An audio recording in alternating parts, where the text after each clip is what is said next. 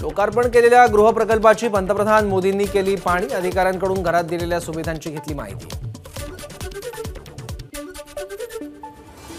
पंतप्रधानांनी भाषण सुरू करतात जय श्रीरामच्या घोषणा सुरू। घोषणांमुळे संपूर्ण परिसर दणाणला।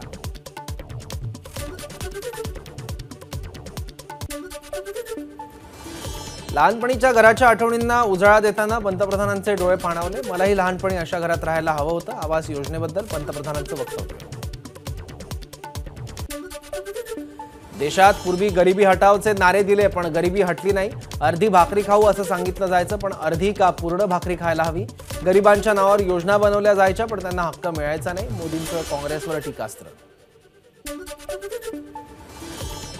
गृहप्रकल्पासाठी राज्य आणि केंद्राचं सहकार्य। कामगारांना घर मिळत असल्यानं आजच दिवाळी आणि रमजानचा माहोल। 31 डिसेंबरपर्यंत 30,000 घरं उभारणार। आडम मास्तरांचं कार्यक्रमात वक्तव्य। सोलर प्रकल्पाला 2,000 रुपयांची सबसिडी वाढवण्याचीही केली मागणी। गृहप्रकल्प कार्यक्रमात नरसई आडम यांच्याकडून पंतप्रधानांसमोरच चुकून उद्धव ठाकरेंचा उपमुख्यमंत्री म्हणून उल्लेख। चूक लक्षात आल्यानंतर आडम यांनी दिलगिरी व्यक्त करत चूक केली दुरुस्त। ग्लोबल लीडर विजनरी लीडर आपल्याला मिळाले आहेत। देशातल्या लोकांनी गॅरंटी दिली आहे। फिर एक बार मोदी सरकार और 400 पार। राज्यातही पुन्हा डबल इंजिन सरकार येणार। सोलापूरच्या कार्यक्रमात मुख्यमंत्री शिंदेंनी व्यक्त केला विश्वास।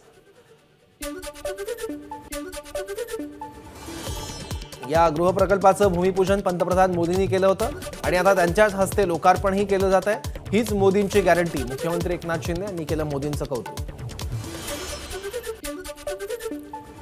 सोलापूरप्रमाणे कामगारांसाठी ग्रामीण भागात घरं उभारणार। गृहनिर्माण मंत्री अतुल सावे यांची घोषणा।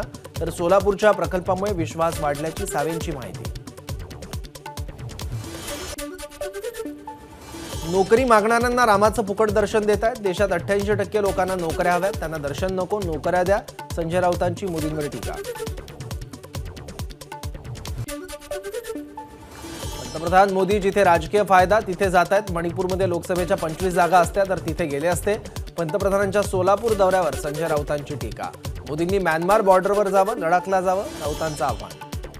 दावोसमधून गुंतवणूक आणण्याआधी गुजरातमध्ये पळवून नेलेले प्रकल्प परत आणा। दावोस दौऱ्यामुळे सरकारी तिजोरीवर भार। संजय राऊतांची शिंदेंच्या दावोस दौऱ्यावर टीका। भाजपची हार निश्चित असून मोदी पंतप्रधान कमी आणि प्रचारक म्हणून जास्त फिरत आहेत। मोदींच्या सोलापूर दौऱ्यावर नाना पटोले यांची टीका। मनमोहन सिंग पंतप्रधान असताना ही गृहप्रकल्प योजना मंजूर झाली होती। त्याच योजनेच्या आज नरेंद्र मोदी चाव्या द्यायला आले आहेत। त्यांना त्यासाठी 10 वर्ष लागली। भाजपच्या कार्यकर्त्याप्रमाणे पंतप्रधानांनी रेटून खोटं बोलू नये। नाना पटोलेंची मोदींवर टीका। सोलापूरच्या सांगोल्यात गणेशरत्न राज्यस्तरीय कृषी प्रदर्शनाचं आयोजन। कृषी प्रदर्शनाला राष्ट्रवादी काँग्रेसचे अध्यक्ष शरद पवार यांची उपस्थिती।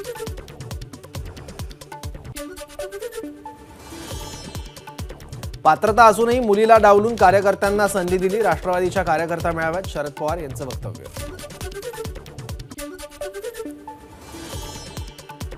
आजची लढाई विचारांची लढाई आहे। जे लोक आज गेले आहेत ते राष्ट्रवादीच्या चिन्हावर निवडून आले आणि ते भाजपसोबत गेले।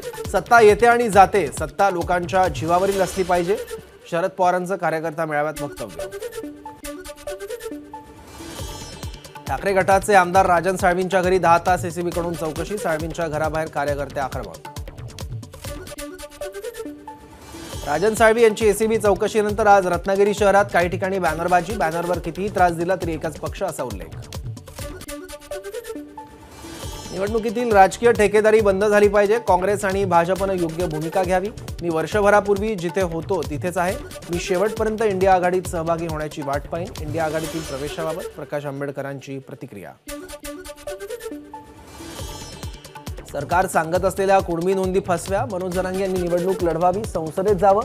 प्रकाश आंबेडकरांचा मनोज जरांगेंना सल्ला। उपोषण सोडायला आलेले मंत्री कुठे आहेत? मनोज जरांगेंचा सरकारला सवाल। मराठा आरक्षण प्रश्नी शिंदे, फडणवीस, पवारांनी लक्ष घालावं। मनोज जरांगेंचं सरकारला आवाहन। आवाहन करूनही लक्ष घालणार नसाल तर आम्ही मुंबई सोडणार नाही। जरांगेंचा सरकारला इशारा।